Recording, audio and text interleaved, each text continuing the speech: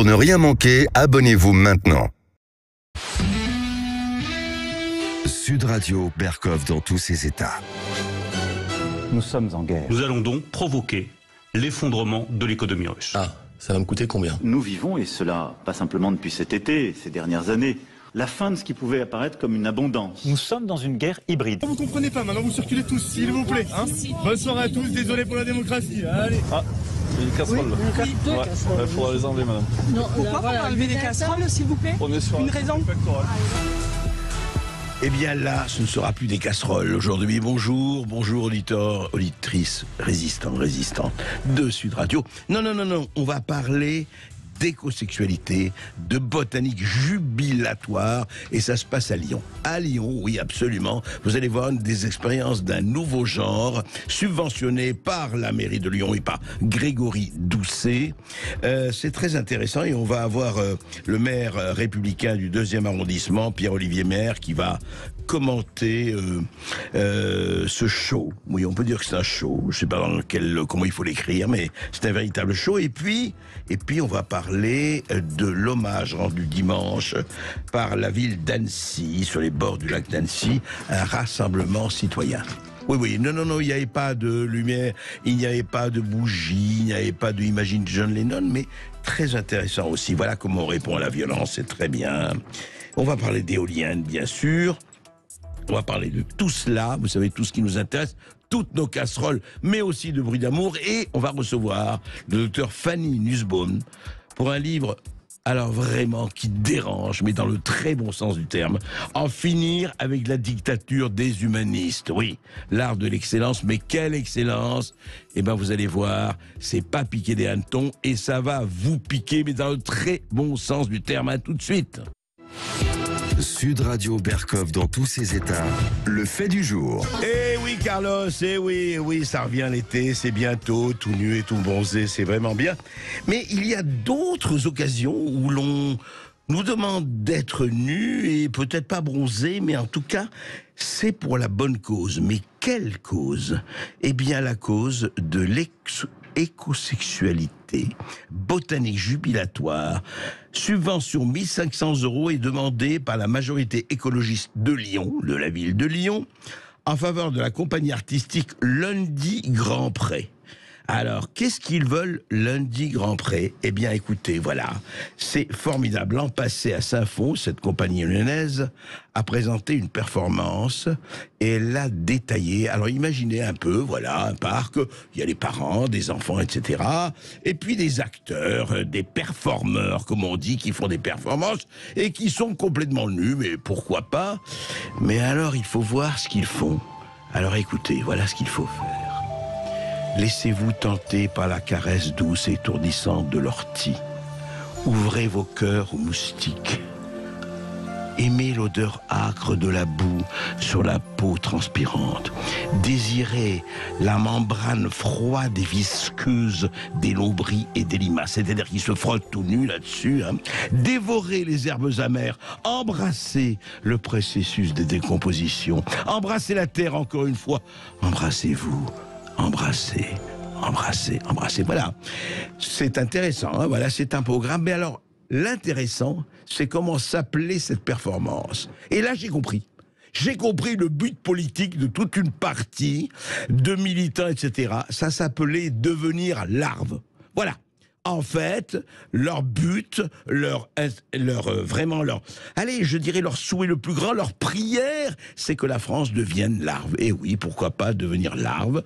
Alors effectivement, Pierre-Olivier Maire, bonjour. Bonjour. Vous êtes maire républicain du 2e arrondissement de Lyon.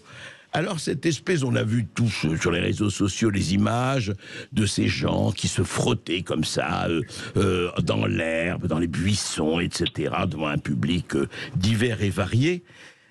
Mais en fait, je comprends pas. C'est pourquoi ça? C'est pourquoi on subventionne ça? Qu'est-ce que ça veut dire? Pour être tout à fait transparent avec vous, André Berkoff, j'étais moi-même surpris quand j'ai découvert cette subvention en épluchant les différentes délibérations du conseil municipal à venir à Lyon. Oui. Et en regardant un petit peu dans le détail, ce que nous avons pu constater, c'est que la ville de Lyon diminuait, voire divisait par 2 ou par 3 les subventions à une quarantaine d'acteurs de la ville plutôt historiques. Je peux vous donner un exemple. Oui. Dans le centre-ville de Lyon, on a un orgue magnifique classé avec une association. Cette association qui joue de la musique autour de cet orgue voit sa subvention divisée quasiment par 2. Et dans le même temps, c'est pour donner à ce type d'association comme l'Indy Grand Pré, qui fait la promotion d'artistes, si je peux appeler cela comme ça, qui dansent nus au milieu des fleurs, dans des jardins, le tout. Quand on regarde les vidéos qui ont été publiées sur Internet sous les yeux ébahis de mineurs et en jardinant avec des sextoys. Et je trouve ça particulièrement choquant qu'une collectivité comme la ville de Lyon se permette d'allouer du financement public. C'est-à-dire qu'il y a en fait des suppressions de subventions à des acteurs historiques pour le donner à une culture idéologique. Ouais. Et donc c'est du rééquilibrage idéologique wokiste et ça, nous le condamnons parfaitement. Oui, et je signale que la DRAC aussi apporte sa contribution à cette association. Mais ce qui est tout à fait étonnant, voilà, les tisanes vendues. Mais vous savez, moi, ce qui m'a frappé, je ne sais pas ce que vous en pensez, mais l'homme politique que vous êtes, monsieur le maire, c'est quand même, ça s'appelle devenir larve. C'est vraiment un programme, ça, c'est un programme d'amélioration, d'idéologie, je ne sais pas. Chacun choisit, j'avoue que j'étais assez frappé par cela, quoi.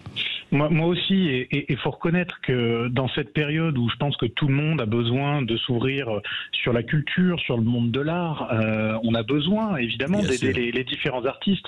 Le problème, c'est que on vient déshabiller des associations qui œuvrent depuis une vingtaine d'années pour financer, je dirais, des hurluberlus qui font passer ça pour de la création artistique, alors qu'en réalité, on le voit bien, il y a surtout une nouvelle vision de la société, une volonté de déconstruction d'un certain nombre d'élus aujourd'hui. Et je pense que malheureusement, on devrait avoir une création artistique large, mais qui ne tombe pas dans l'obscénité comme le fait cette association. Oui, et puis il y a quelque chose quand même que je rappelle toujours, et je crois que vous serez d'accord. Écoutez, qu'ils fassent ce qu'ils veulent, où ils veulent, mais enfin peut-être pas devant des gens qui seraient un peu ébahis. Et puis les subventions, c'est ce que vous dites. Je rappelle simplement qu'ils vendaient des tisanes, ces artistes, enfin appelons-les artistes, je dis quand même musculation, Yoga, je t'aime, ou l'antidouleur écrit avec le A des anarchistes qui représente une femme frappant sur un policier. Tout ça, très bien au nom de la liberté d'expression, mais encore une fois, et vous l'avez justement souligné, qui subventionne quoi? Après tout, ce sont les Lyonnais, c'est la population lyonnaise. On pourrait peut-être leur demander leur avis, je ne sais pas ce que vous en pensez. Là où je suis d'accord avec vous, c'est qu'il y a 2 points. Le premier, c'est quand même que la ville de Lyon vient d'augmenter les impôts massivement, comme l'a fait par exemple la mairie de Paris. C'est près de 50 millions d'euros d'impôts en plus pour l'année 2023. Par rapport à l'année 2022, vous voulez dire 50 millions en plus par rapport à l'année 2022 ? Exactement.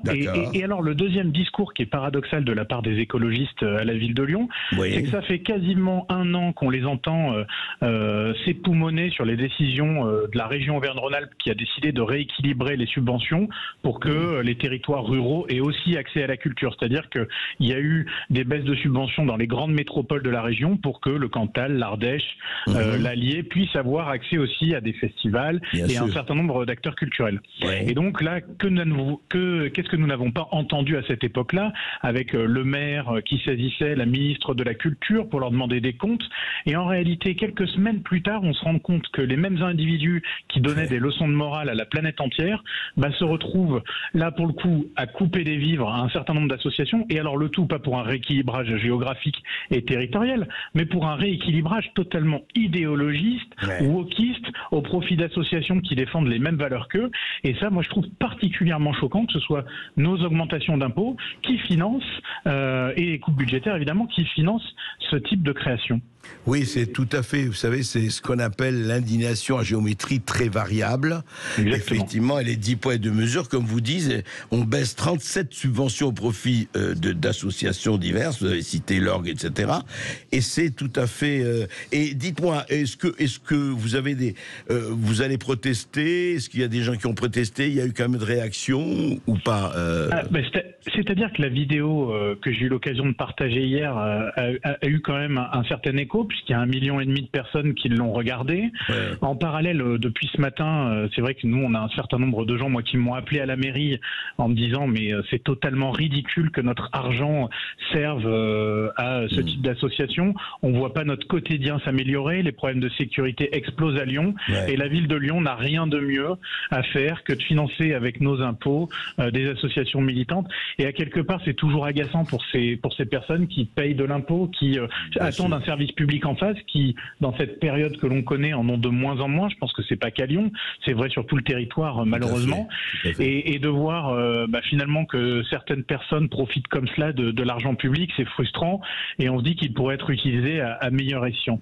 Oui, en tout cas, c'est intéressant de voir ces choix de Grégory Doucet ou de sa municipalité, enfin de son conseil, de la majorité de son conseil. Et c'est quand même très, très, très... C'est assez préoccupant, on peut dire quand même si, alors c'est intéressant, je termine là-dessus, monsieur le maire, Pierre-Olivier, ce qu'a Nathalie Bérin-Gilbert, qui est l'adjointe à la culture de la ville de Lyon, évidemment, elle dit c'est sorti du contexte, les enfants présents étaient accompagnés, les parents savaient quel spectacle ils allaient voir, ce n'est pas dans l'espace public et pas destiné au grand public, pourtant c'est dans un espace public, si ma vision est bonne. Écoutez, en tout cas, ce qui est certain, c'est que les spectacles qui ont lieu actuellement aux subsistances dans le 1er arrondissement le sont dans un équipement qui est largement, voire exclusivement financé par les collectivités comme la métropole de Lyon, la ville de Lyon, qui sont les deux écologistes. Et en fait, il y a actuellement des représentations de cette troupe. Donc je dirais que quoi qu'il arrive, il continue ses prestations. Alors, les vidéos que nous avons vues avec des enfants, je pense que c'était pour le coup enfin j'espère en tout cas un cas isolé, c'est comme ça que se défend l'association, et j'ose espérer que dans ce lieu commun que sont les subsistances, nous n'avons pas de telles représentations devant des enfants. En tout cas, j'espère que ce n'est pas le cas, et si tel est le cas, il faudra évidemment saisir les bonnes personnes pour qu'elles interviennent. Mais Pierre-Olivier, vous ne croyez pas que nous sommes peut-être un peu grincheux? Vous n'aimez pas, vous, l'odeur âcre de la boue sur votre peau transpirante? Vous ne désirez pas la membrane froide et visqueuse des lombriques et des limaces? Et on est peut-être, on n'est pas dans le vent, quoi. Ah non, ça, je vous avoue, André Verkoff, que chacun a ses plaisirs. En tout cas, ce ne sont pas les miens. Et en tout cas, j'espère vraiment que tout le monde va revenir à la raison. Et si on devait finir sur une note positive, moi, je proposerais au maire de Lyon d'annuler cette subvention pour que tout rentre dans l'ordre. Écoutez, tout à fait, et ne pas oublier cette phrase magnifique de Gustave Thibon: être dans le vent, c'est une ambition de feuille morte. Merci, monsieur le maire. Merci à vous. Bonne journée. Sud Radio Berkoff dans tous ses états. Les perles du jour. Oui, magnifique chanson que me chantait ma mère d'ailleurs.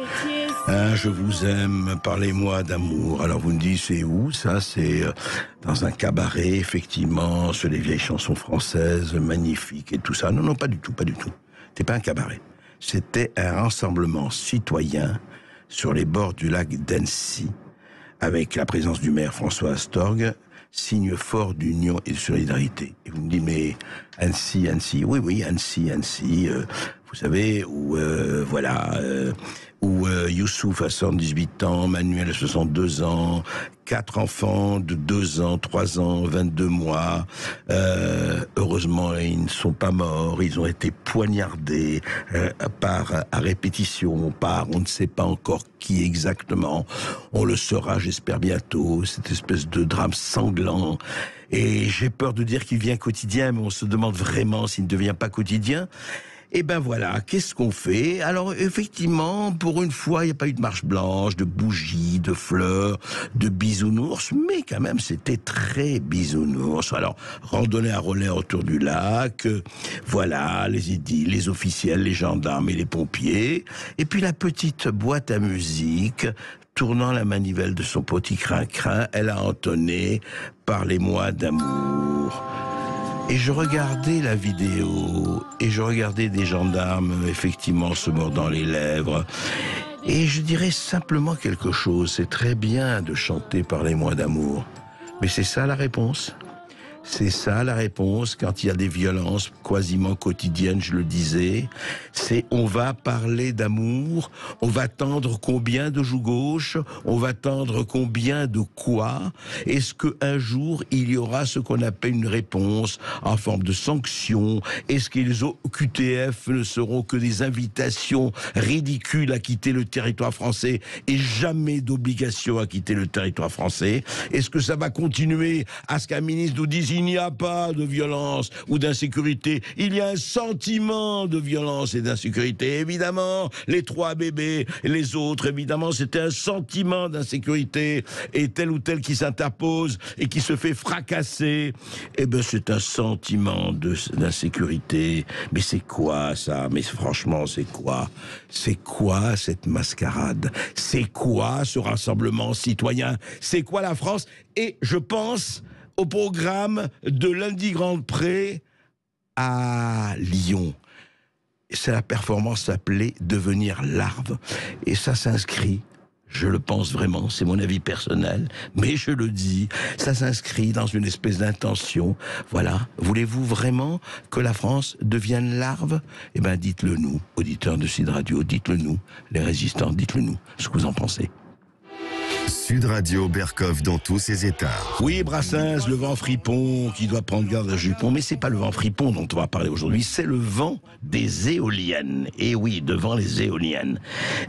Parce que, vous savez, c'est la grande bagarre entre les gens qui disent énergie renouvelable, terminer le reste, le pétrole, le nucléaire, les énergies fossiles, tout ça, allez à la poubelle de l'histoire, c'est fini. Et d'autres qui ne sont pas d'accord. En tout cas, celle qui est tout à fait d'accord, c'est Catherine MacGregor, directrice générale de Engie. Elle était à l'émission Quotidien et voici ce qu'elle disait. C'est devenu un gros mot, mais vous dites que l'éolien et le solaire représenteront à terme 90% de notre production d'énergie? Oui, alors donc il faut effectivement absolument accélérer massivement les énergies renouvelables, y compris l'éolien. Oui, mais ça, il faut qu'on change ça. De quoi? Il faut qu'on change le fait que l'éolien ou le côté populaire? Le côté populaire. Ah. Il faut qu'on arrive à faire aimer l'éolien à nos concitoyens. C'est très important parce que sans l'éolien, on ne va pas y arriver. Voilà, sans l'éolien, on va pas y arriver. Il faut aimer l'éolien. Il faut que le peuple change. Le peuple ne sait pas ce qu'il veut. Le peuple est égaré, comme d'habitude. Si on ne peut pas changer de peuple, c'est embêtant, ça aurait été mieux de changer de peuple, mais on va changer leur vision. Alors, vous voyez, Fabien Bouglet, bonjour. Bonjour André Berkov. Alors Fabien Bouglet, je ne le rappellerai pas, on vous a reçu à plusieurs reprises et toujours, auteur du nucléaire Les Vérités Cachées et auteur de Éolienne, la face noire de la transition écologique. Alors vous voyez ce que dit Catherine MacGregor, directrice générale d'Engie. Elle dit il faut aimer l'éolien et le solaire. Et ce peuple, il est en 90%, ce sera éolien et solaire, il faut s'y faire. Qu'est-ce que vous avez à répondre? Esprit. Oui. Alors j'ai beaucoup été intéressé par cette séquence d'Engie, parce que je l'ai vue et je l'ai diffusée sur mon compte Twitter, et c'est très intéressant parce qu'elle dit qu'il faut multiplier par 6 les renouvelables. Donc pour elle, renouvelable, c'est éolienne et solaire. Alors je voudrais dire à Madame MacGregor, qui veut multiplier les éoliennes pour répondre à cette crise énergétique. Comment fait-on quand on a multiplié par 6 les éoliennes, le jour il n'y a pas de vent et le jour il n'y a pas de soleil? Parce que c'est bien gentil de multiplier les éoliennes et les panneaux solaires, mais comme cet hiver où il y a eu des périodes de grand froid, et quand il y a des périodes de grand froid, il y a un besoin d'électricité considérable, et c'est le moment où les éoliennes ne tournent plus, et la nuit, c'est le moment où le solaire ne marche plus.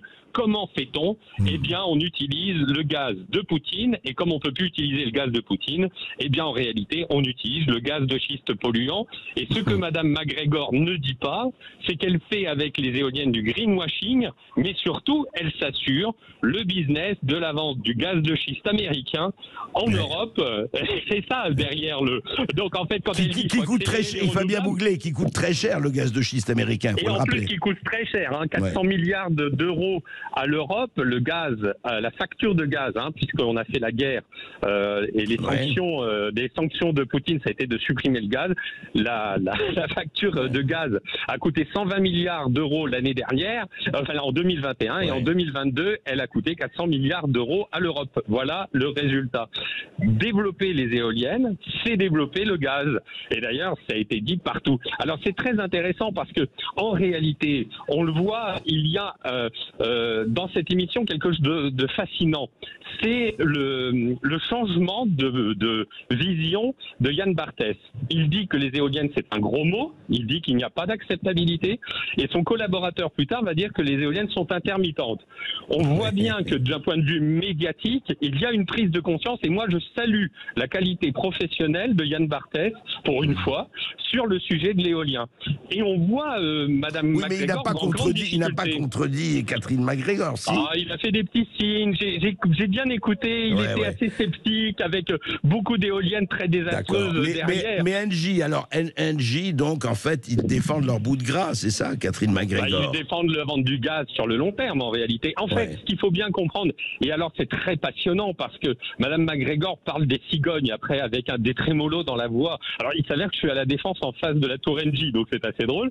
Et Madame MacGregor dit dans l'émission, vous savez, on a bagué des cigognes. Bah ouais, mais sauf qu'on va dire que les éoliennes, c'est le premier hachoir à cigognes protégées à Milan Royal. En réalité, Engie détruit son image de marque aujourd'hui. En soutenant l'éolien, elle détruit son image de marque de société vertueuse.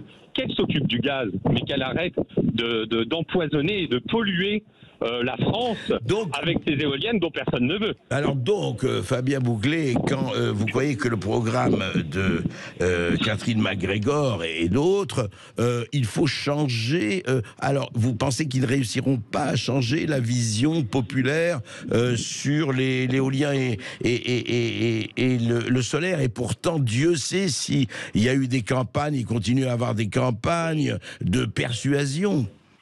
C'est-à-dire qu'en fait, depuis 3-4 ans, depuis la sortie de mon livre Éolienne, la face noire de la transition écologique, le film du rêve aux réalités de Charles Timon, il y a une prise de conscience de ce que les éoliennes égale pollution. Éoliennes égale pollution.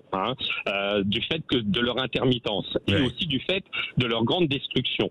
Et en fait, l'image de marque de l'éolien est en train de vraiment de se dégrader considérablement comme un symbole de cette pollution. Et en fait, on le voit parce que l'Allemagne, qui a 30 000 éoliennes, c'est-à-dire à peu près 3 fois plus d'éoliennes que la France, eh bien, comme elle est sortie du nucléaire le 15 avril, eh bien, depuis, on sait que l'Allemagne émet 15 fois plus de gaz à effet de serre que la France, qui a encore son nucléaire. Et donc, en fait, si vous voulez, des groupes comme Engie n'ont pas intérêt à ce qu'on développe notre nucléaire. Alors, elle fait des communiqués de presse que j'ai lus en disant le gouvernement mène une mauvaise politique. Bien non. Le gouvernement, je le dis, mène une bonne politique dans le domaine nucléaire. Il faut relancer le nucléaire, c'est notre atout force. Eh bien, écoutez, Fabien Bouglet, vous êtes un esprit effectivement contestataire. Je dirais à Catherine MacGregor qu'il faudra vous amener en camp de rééducation. Je pense que Engie va faire ce qu'il faut. En tout cas, ils vont avoir beaucoup de mal à développer l'éolien en France, parce que je pense qu'il y a une prise de conscience et politique et médiatique. Merci Fabien Bouglet. Tout de suite, le face-à-face d'André Berkoff avec Fanny Nussbaum, docteur en psychologie et chercheur associé en psychologie et neurosciences à l'Université de Lyon. On la reçoit pour son livre « L'art de l'excellence, en finir avec la dictature des humanistes » aux éditions Alizio. On se retrouve après les informations. À tout de suite sur Sud Radio. Ici Sud Radio. Les Français parlent au français. Les carottes sont cuites. Les carottes sont cuites. Sud Radio Berkoff dans tous ses états. Abaya. Non, je ne parle pas de la ville du Brésil. Il ne s'agit pas de Bahia de Salvador, mais de le Bahia. L'abaya, vous savez, on a parlé du niqab, et là, l'abaya, voilà, est-ce que l'abaya porte certaines jeunes filles, est-ce que c'est caractère religieux ou pas? Eh bien, Pape Ndiaye, notre ministre de l'Éducation nationale que le monde entier nous envie, en a parlé au Sénat il y a quelques jours. Écoutez. Sud Radio Berkov dans tous ses états. Oui, montant, je m'en fous, mais c'est un peu facile ça quand même. Eh ben, pas tellement. Parce qu'on a interrogé Pape Ndiaye, c'était le 7 juin dernier, dans la salle des conférences, sortie au Sénat, là, il est revenu sur la laïcité à l'école, on a parlé depuis longtemps, et il a dit des choses, et ça m'a rappelé à moi quelques souvenirs très précis. Écoutez ce qu'a dit Pape Ndiaye.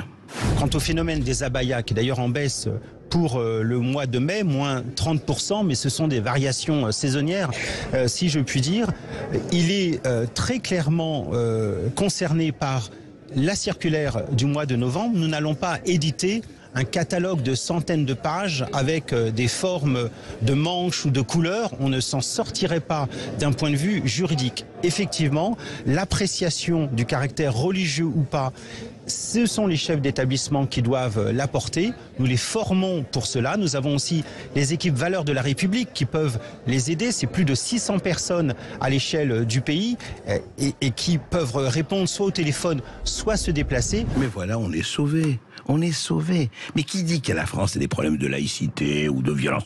On a l'équipe des Valeurs de la République. Mais ils sont là. C'est des bataillons extraordinaires qui sont prêts à tout. Mais ce qui est très frappant dans cette histoire, c'est quand Pape Ndiaye dit « Bon, écoutez, l'appréciation du caractère religieux ou pas, ce sont les chefs d'établissement qui doivent l'apporter. » Ça veut dire quoi? Ça veut dire que je botte en touche et que je refile la patate chaude aux principaux, aux chefs d'établissement. Eh bien, ça m'a rappelé quelque chose, je vais vous dire, auditeur de Sud Radio. Ça m'a rappelé un certain jour de septembre 1989. Vous voyez, ça ne me rajeunit pas. Hein. Il y a plus de 30 ans. Eh bien, c'est la première fois que la France se divisait pour le port du foulard à l'école. Et c'était 3 jeunes filles scolarisées au collège Gabriel Havès de Creil, dans l'Oise, c'était à Creil. Fatima Leila Samira, voilà, elle portait un foulard et elle refusait de le retirer. Alors, au nom de la laïcité, elles ont été reconduites et ça a fait une affaire qui a embrasé la France entière, polémique, et suite à ça, il y a eu un certain nombre de lois. On ne va pas détailler ça ici.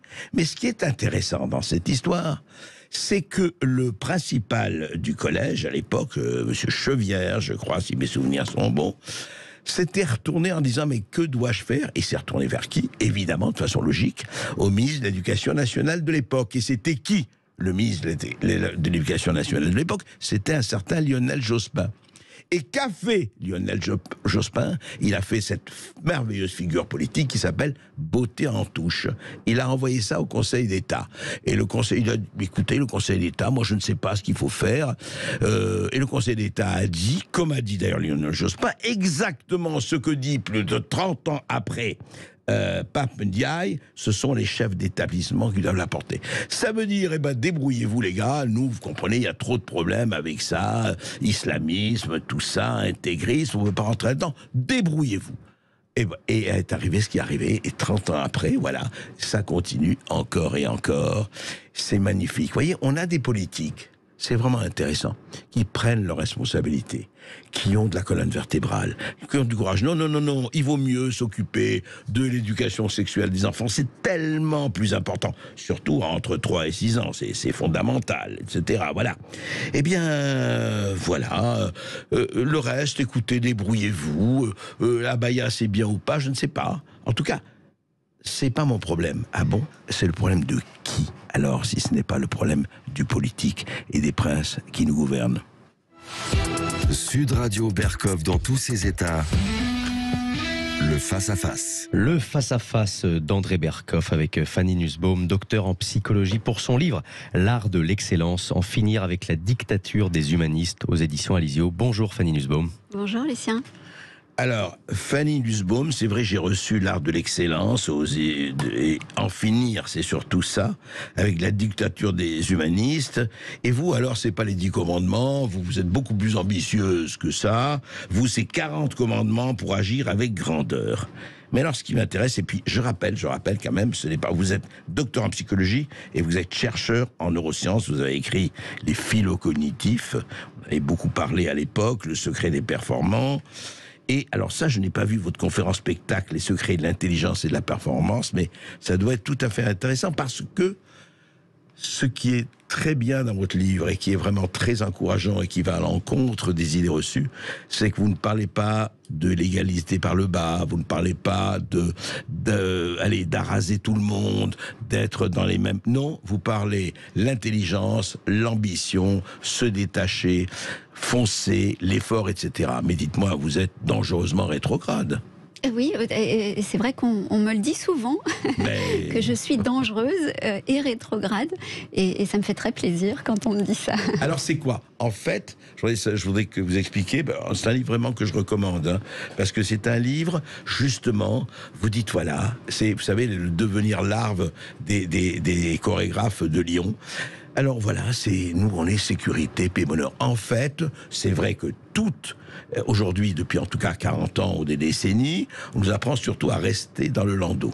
Voilà, oui. Votre biberon, on va vous le donner, mais vous vous occupez de rien. C'est un peu ça, contre ça que vous oui, c'est ça, mobilisez. Tout à fait, c'est contre ça et contre l'idée de l'intelligence du raisonnement. Disons, cette idée que on est quelqu'un de bien, que quand on pense, quand on réfléchit et pas quand on agit, quand on est dans son instinct. Il faut quand même penser et réfléchir. Il faut penser et réfléchir, oui. mais pas quand on doit, quand on doit agir et y aller. Or, aujourd'hui, on se complaît dans la pensée et surtout, on se complaît dans une pensée victimaire, dans une pensée qui est celle je suis quelqu'un de bien quand je suis vulnérable, et on réfléchit surtout à comment c'est bien d'être vulnérable. Donc c'est contre ça que je lutte. La concurrence victimaire, l'ambition victimaire. C'est ça. Mais à votre avis, alors ça vient d'où? Ça vient d'où, ça, cette espèce de doxa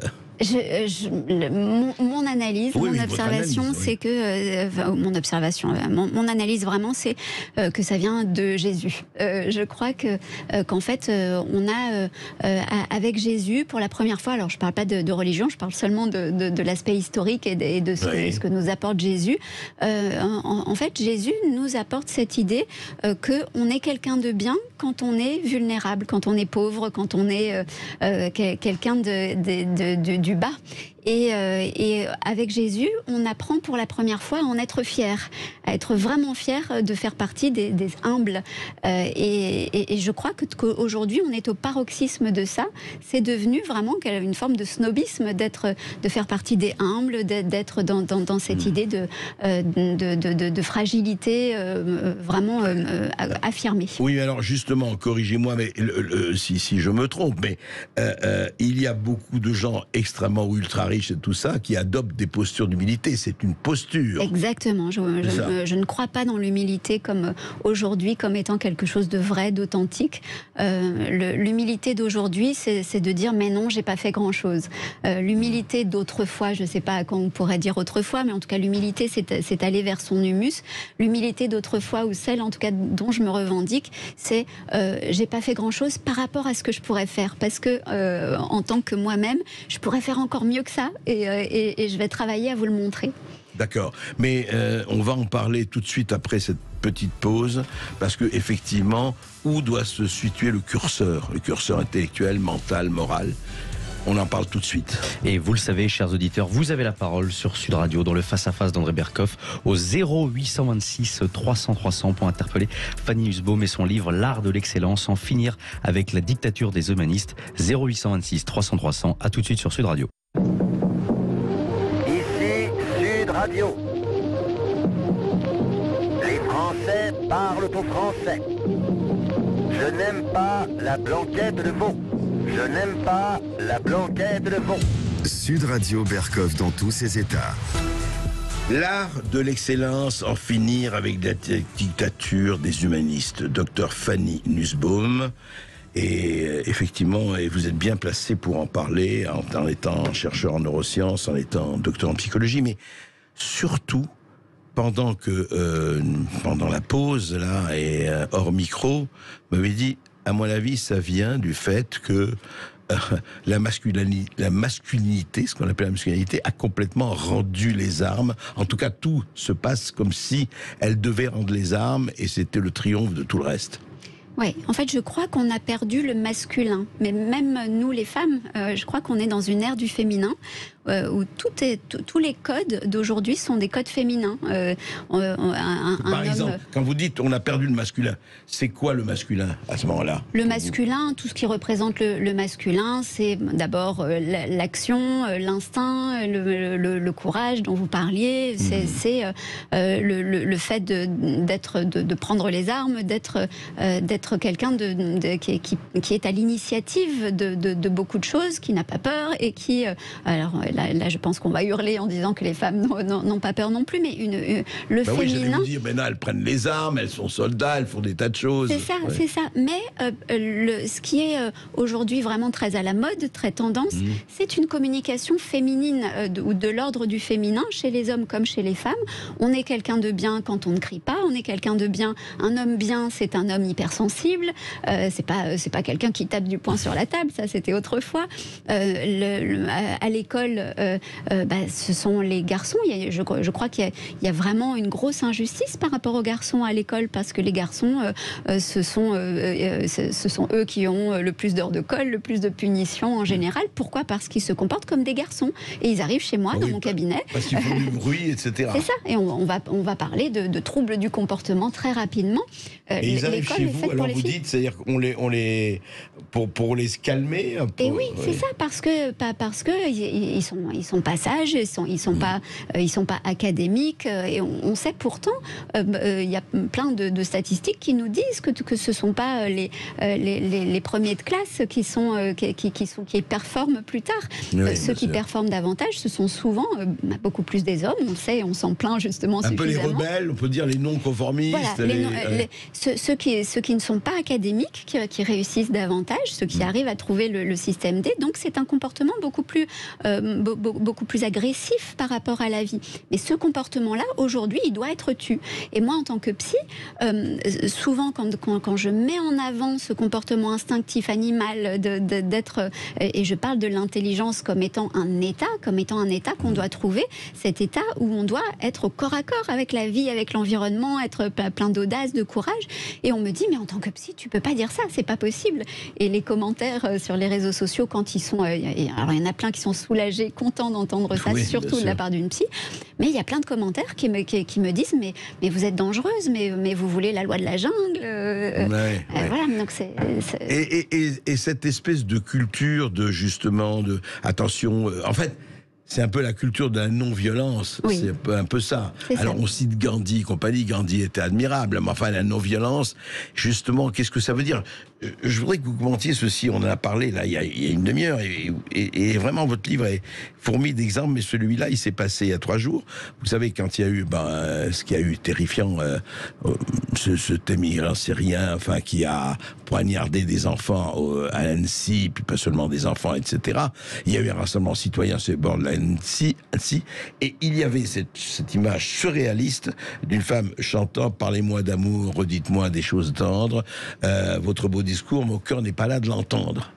C'était ça la réponse à ce qui s'était passé. Mais c'est quoi, ça traduit quoi, ça, Fanny Nussbaum? Ça traduit, à mon sens, une immense hypocrisie. En fait, on est tellement dans cette idée que quelqu'un de bien, c'est quelqu'un qui ne fait pas la guerre, que tous les comportements belliqueux qu'on devrait utiliser, on parle beaucoup de la bienveillance, par exemple. Il faut être bienveillant. En fait, non, il ne faut pas être bienveillant, il ne faut pas non plus être malveillant. Il faut être bienveillant avec les bienveillants et peut-être pas avec les malveillants. Exactement, il faut être bienveillant avec ceux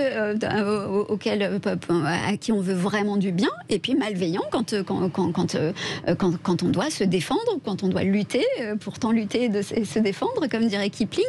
Voilà, il faut être juste avec ce qu'on a. Et souvent, je dis, être pour la paix, en général, c'est complètement stupide. Il faut être pour la paix quand c'est... Et c'est comme de dire, en fait, je ne vais utiliser la communication non violente, c'est comme de dire, je ne vais utiliser que ma petite cuillère pour tous les repas, quoi que j'ai dans mon assiette. Si je dois piquer dans de la viande, eh ben non, je vais utiliser ma petite cuillère parce que c'est bien. De parler de communication non violente, de mettre en avant les soft skills, la communication non violente, tout ce qui pour moi est très bien. C'est très bien d'être doué sur le plan émotionnel et de communiquer de la meilleure façon qui soit. Mais la communication non violente systématique, finalement, je crois qu'il n'y a rien de plus violent. En fait, parce qu'on sent, quand vous appelez quelqu'un dans un standard téléphonique, que vous avez un problème, qu'il n'arrive pas à vous résoudre votre problème, et que vous montez en régime, et que vous avez la personne en face de vous qui utilise ces trucs de communication non violente en vous disant « J'entends bien, madame, ce que vous dites, je suis vraiment désolée pour vous. » Et moi, j'ai envie de dire « Mais t'es pas désolée, je le sens que t'es pas désolée. Ne me dis pas que t'es désolée. T'en as complètement rien à faire de ce que je te raconte et que c'est pas ton problème. Donc ne me dis pas ça si ça n'est pas congruent avec ce que tu ressens. » Et en fait, je crois que ça nous fait violence. On n'en peut plus de changer les hommes avec des géraniums ou parler-moi d'amour. En fait, on n'en peut plus parce qu'on sent l'hypocrisie. On sent qu'il y a un besoin. Nietzsche parle de volonté de puissance. On a tous cette volonté de puissance, cette volonté d'être quelqu'un d'important, d'être vu, de montrer le meilleur, d'être reconnu, bien sûr, et de montrer le meilleur de soi-même. Et on nous dit non, surtout, ne montre pas le meilleur de toi-même et je vais te répondre par des petites fleurs. Et il y a quelque chose de violent en ça, où on va se planquer derrière de la guimauve, quoi. Oui, mais alors justement, Fanny Nussbaum, que répondez-vous à ceux qui vous disent, attendez, oui, très bien, mais enfin, quand on voit le paysage mondial, la guerre pas très loin, en Europe de l'Est actuellement, sans parler de tout ce qu'il y a eu, l'Irak, la Libye, etc. Quand on voit les problèmes d'identité, les problèmes d'ethnie, les problèmes intégristes, enfin, les partitions, même on parle de la France et on dit l'archipel français, la partition, le grand remplacement, etc.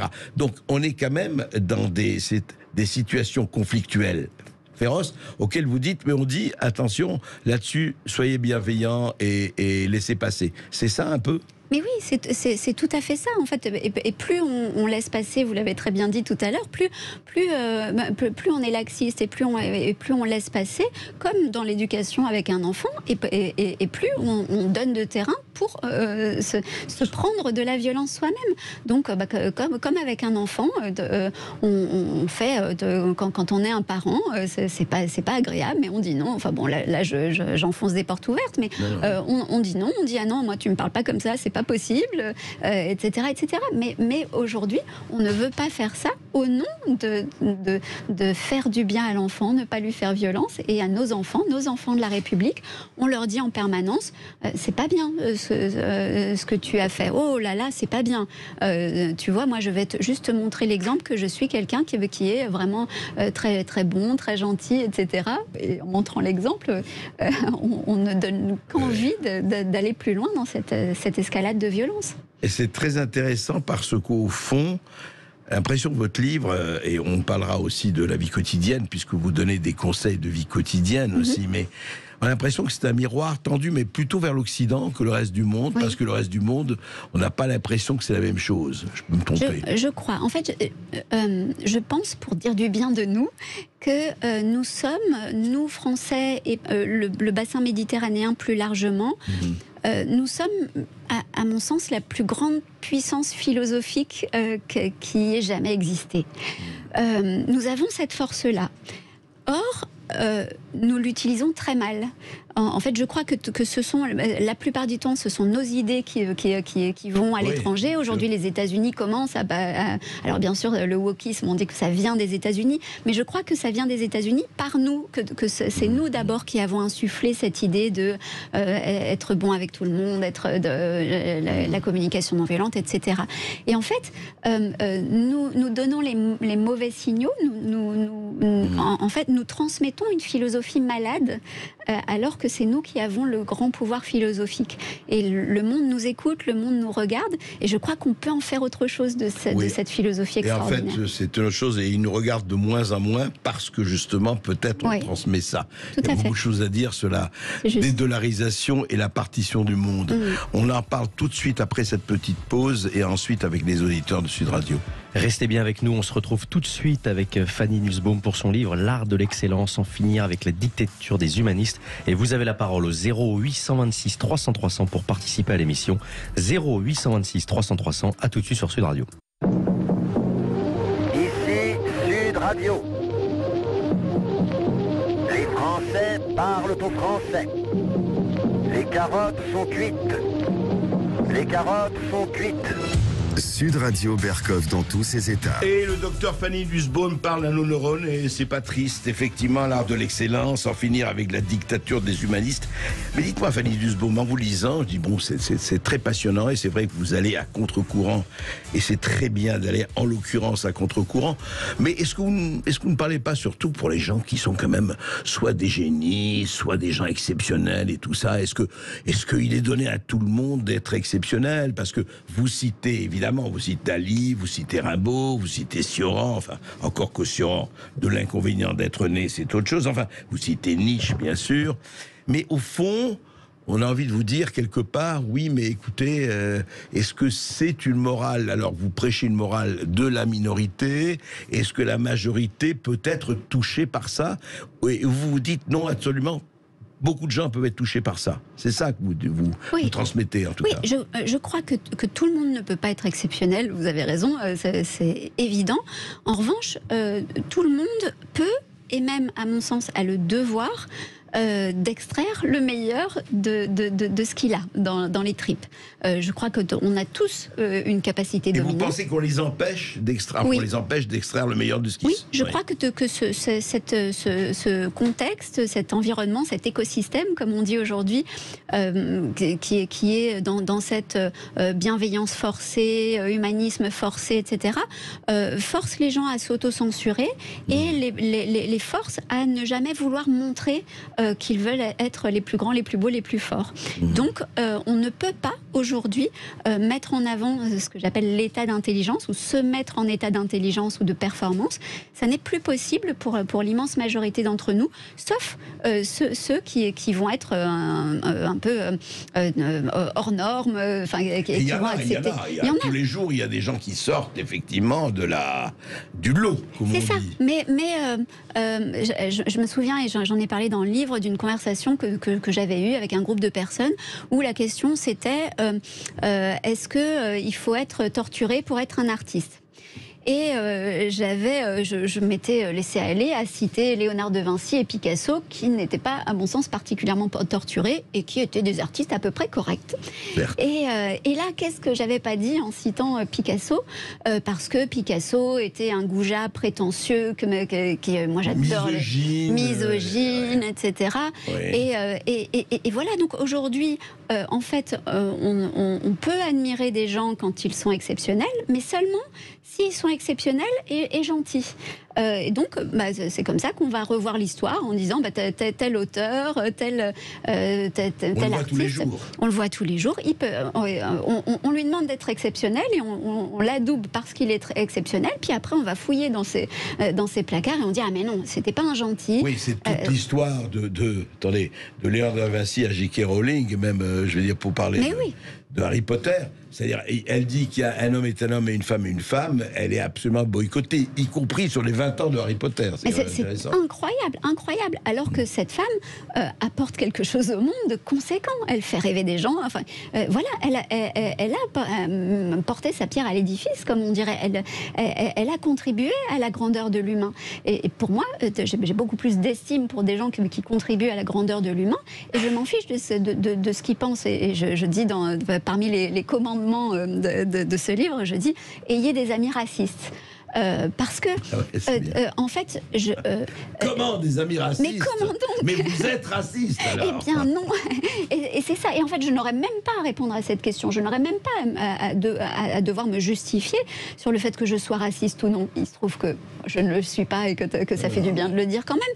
Mais je pense que quand on choisit ses amis en fonction du type de pensée qu'ils ont, alors on on ne peut pas, on nous rebat les oreilles avec cette idée d'acceptation de la différence. Alors il y a des dans les entreprises, il y a des gens qui sont spécialisés dans la diversité, accueillir la diversité, etc. En fait, c'est la fausse diversité. Mais oui, et quand il y a quelqu'un qui est différent de soi et qui dit, en général, sont pas toujours des abrutis. Il y a des abrutis parmi les racistes, mais il y a aussi des abrutis parmi les non-racistes.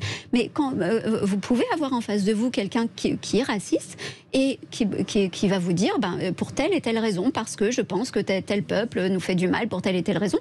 Tant que c'est cohérent, vous pouvez être d'accord, pas d'accord, je ne vois pas pourquoi cette personne-là ne serait pas mon amie. Et je me fiche de son casier judiciaire quand j'ai envie d'avoir un ami, j'ai envie d'avoir quelqu'un qui soit intéressant, qui soit exceptionnel. Et le reste, c'est la justice qui s'en occupe. C'est pas mon problème à moi. Oui, il y a des lois pour ça. Mais oui. Et vous savez, Fanny Nussbaum, que vous prononcez des paroles extrêmement sulfureuses. Hein, oui. C'est grave, là, ce que vous faites, c'est grave. Non, mais pour revenir à ça, en fait, dans votre livre, ce qui est intéressant, c'est que vous luttez contre les safe space. C'est-à-dire qu'il y a des gens qui veulent faire du monde entier. Vous savez ce que les Américains appellent le safe space, l'espace. Voilà. Et je ne suis qu'avec des gens qui sont d'accord avec moi. Surtout pas de conflit, surtout pas d'histoire, surtout pas d'altercation. C'est un peu ça, quoi. Mais oui, parce que on est quelqu'un de bien quand on est pacifique. Quand on se présente de façon pacifique. Aujourd'hui, c'est une grosse insulte de dire de quelqu'un qu'il est clivant. Moi, j'adore qu'on me dise que je suis clivante, que on n'aime pas ce que je suis, ce que je dis. Je trouve qu'il n'y a rien de plus merveilleux parce que j'ai de la personnalité.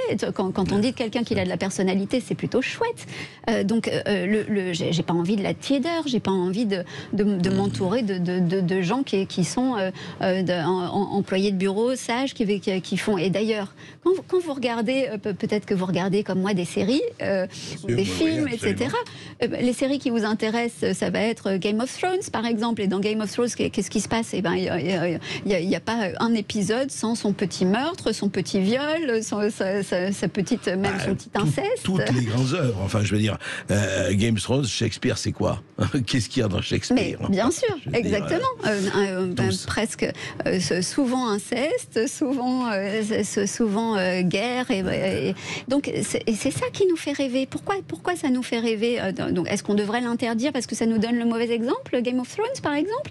C'est terrible, en fait, cette dictature-là de la pensée, de la bien-pensance. De la bien-pensance, ce que j'appelle, moi, l'humanisme. Mais c'est un autre humanisme que celui qui me plaît à moi. C'est pas l'humanisme de la Renaissance où on étudiait ces humanités pour rendre l'homme plus digne.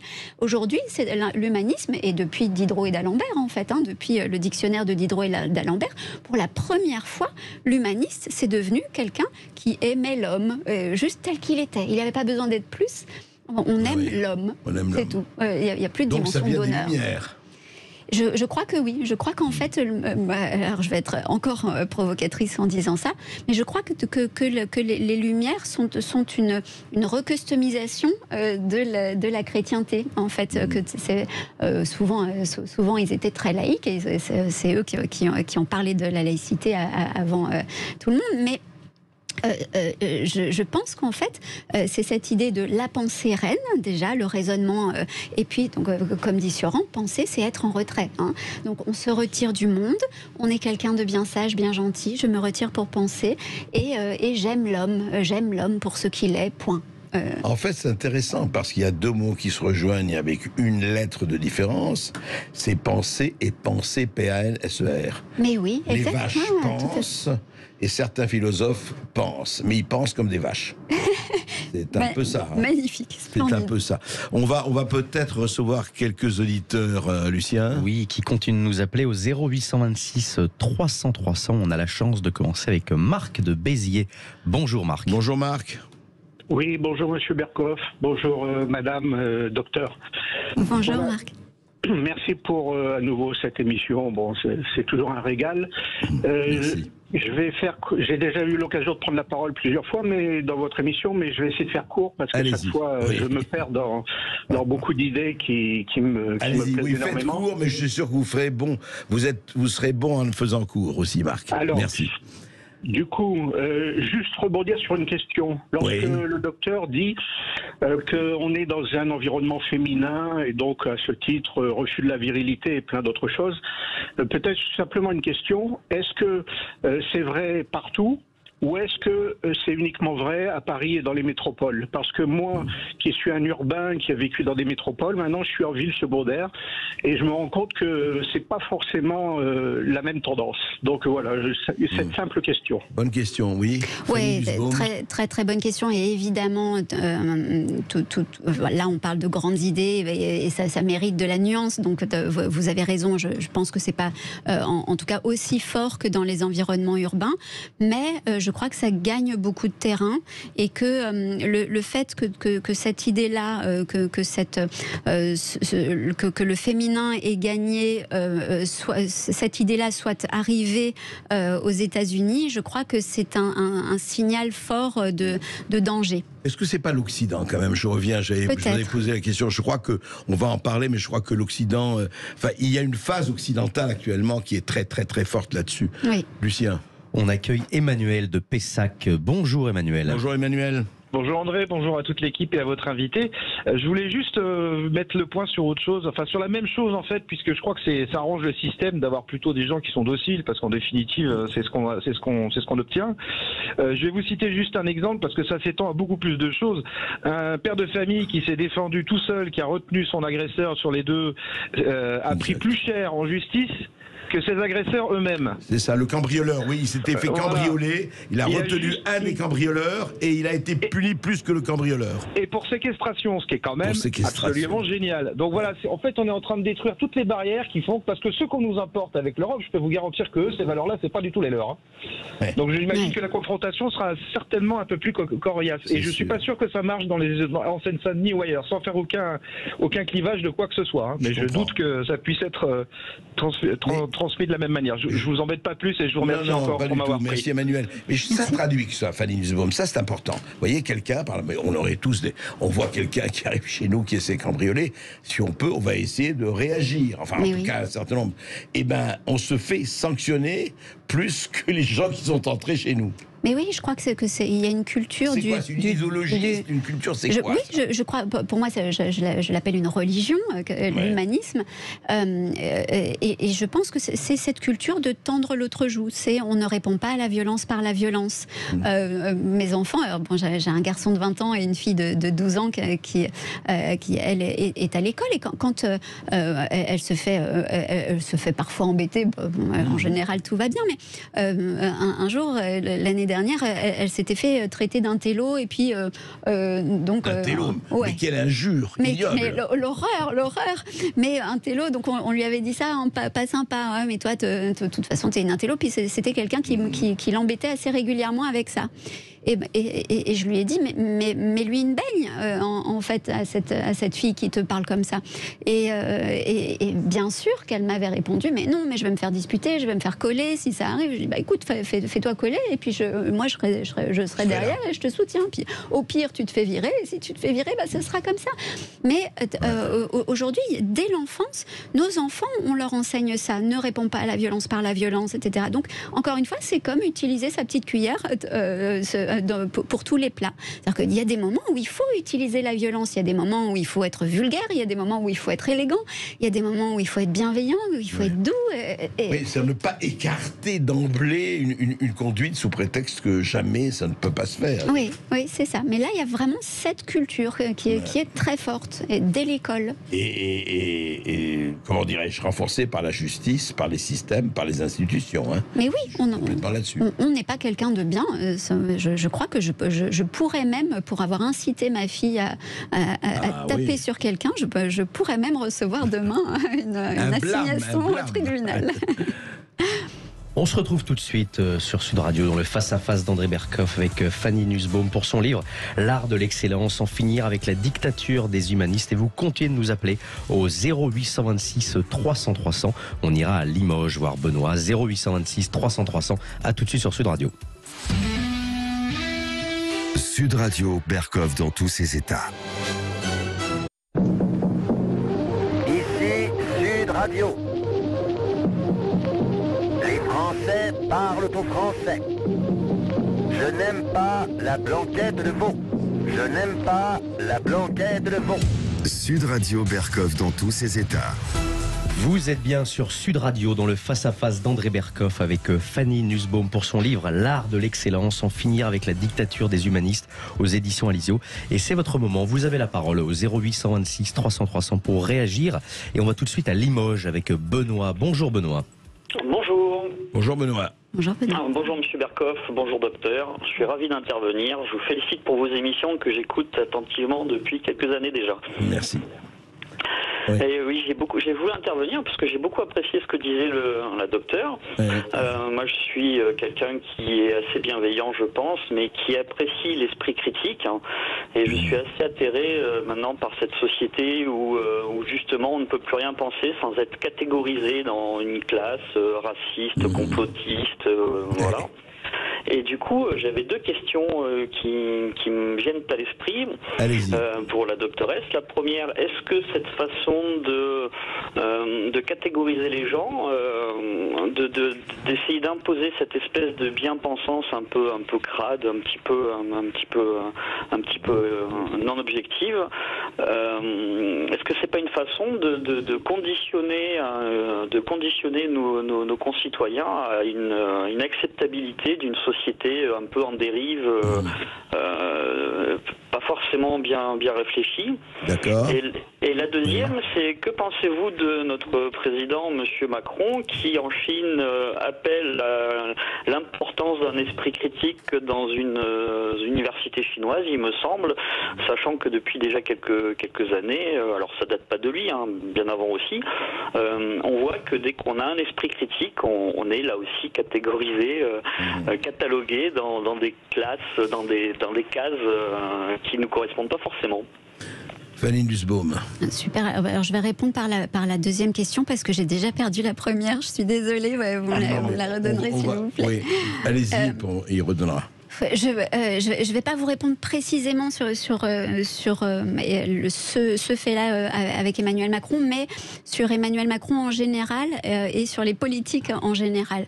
En fait, j'ai beaucoup d'admiration pour Emmanuel Macron, comme j'ai beaucoup d'admiration pour plein d'hommes politiques, Mélenchon, Marine Le Pen, Nicolas Sarkozy. J'ai vraiment de l'admiration pour ces gens-là, mais parce que ils incarnent vraiment ce que je prône, c'est-à-dire de montrer le meilleur de soi, peu importe qu'on soit d'accord ou pas avec eux, mais en tout cas de se porter haut et d'être vraiment, de compter dans le monde. Oui. Alors, juste un mot, mais la dimension d'hypocrisie, vous ne la voyez pas, vous l'écartez? Si, exactement. Donc, en fait, je pense que aujourd'hui, être un homme politique, c'est juste faire une carrière.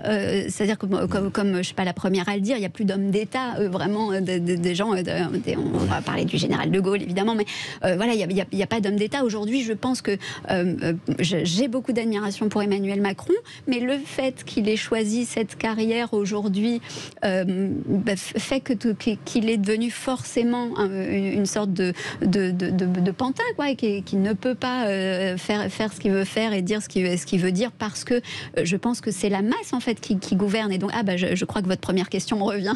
Je crois que il y a personne qui est là, il n'y a pas une personne ou un groupe de personnes qui sont là pour nous faire taire.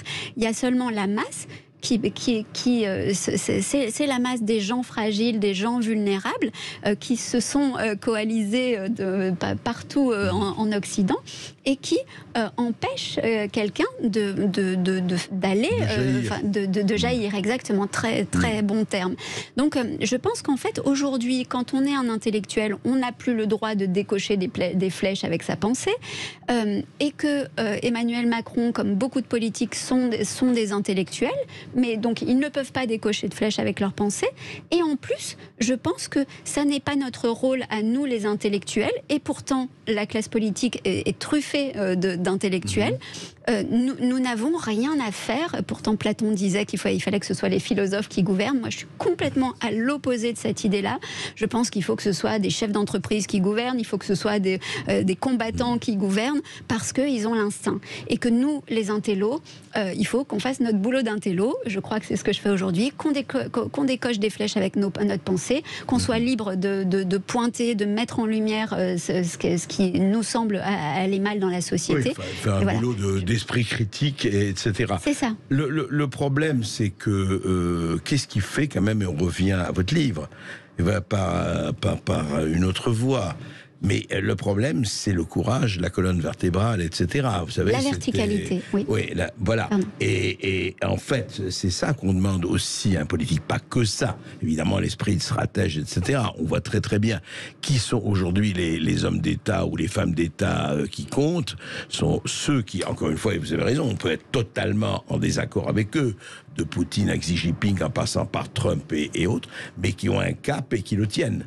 À tort, raison, c'est un autre problème, ça. Mais voilà. Et qu'est-ce qui fait, encore une fois, cette culture, effectivement, de se dire, on va prendre un cap, on va aller jusqu'au bout. Vous savez, c'est Churchill qui disait, la différence entre un politique et un homme d'État, c'est que le politicien ne pense qu'à sa réélection, et l'homme d'État pense aux futures générations. Bien sûr. Oui, mais qu'est-ce qui fait la différence? Parce que ça, c'est au docteur en neurosciences que je demande ça.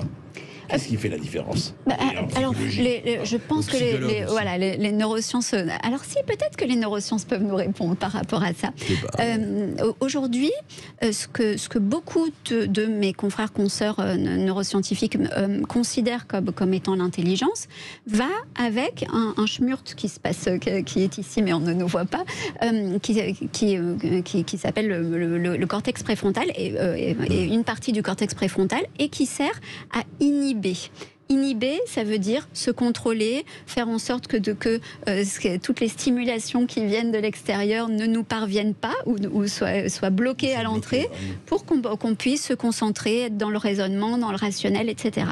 Et aujourd'hui, on est dans une ère où on va beaucoup chercher l'inhibition. On va dire que si on est quelqu'un de bien, c'est qu'on est quelqu'un de contrôlé, d'inhibé, quelqu'un qui va, encore une fois, être dans le rationnel, se mettre en retrait pour réfléchir, etc. Ça, c'est beaucoup mis en avant. Et donc, nos hommes politiques, étant donné qu'aujourd'hui, ce qu'ils souhaitent probablement avant tout, c'est être réélus, eh bien, ils vont s'inhiber eux-mêmes pour faire en sorte que le peuple qui a le pouvoir le réélise. Donc s'ils plaisent au peuple, et s'ils se disent ça va plaire au peuple ce que je vais dire, alors ils le font. Donc finalement c'est le peuple qui a le pouvoir. Or celui qui a une colonne vertébrale, il se fiche un petit peu de ce que pense le peuple. Si lui il pense que ce qui est bon pour le peuple c'est d'aller à gauche, il ira à gauche, et à droite il ira à droite. Et donc il a celui qui a peut-être le cortex préfrontal dorsolatéral, celui qui a une colonne vertébrale ou qui en a, comme on dirait nous vulgairement, eh bien, il va essayer de moins inhiber et au contraire d'écouter son instinct et de sentir j'y vais ou j'y vais pas. Vous dites il faudrait qu'il y ait de plus en plus de gens, hommes comme femmes, qui en ont. Ouais, tout ça. Exactement. Écoutez, je vais vous dire, c'est un livre qui fait du bien. C'est un livre qui fait du bien, parce que justement, il va à contre-courant et il dit des choses quand même. Il rappelle un certain nombre de choses qu'on a tendance à oublier et que la doxa nous amène à oublier. Merci, Fanny Nussbaum. Merci, André Berkoff. Merci beaucoup, chers auditeurs, d'être toujours aussi nombreux à nous écouter. Et merci à Fanny Nussbaum, docteur en psychologie, pour son livre « L'art de l'excellence, en finir avec la dictature des humanistes » aux éditions Alizio.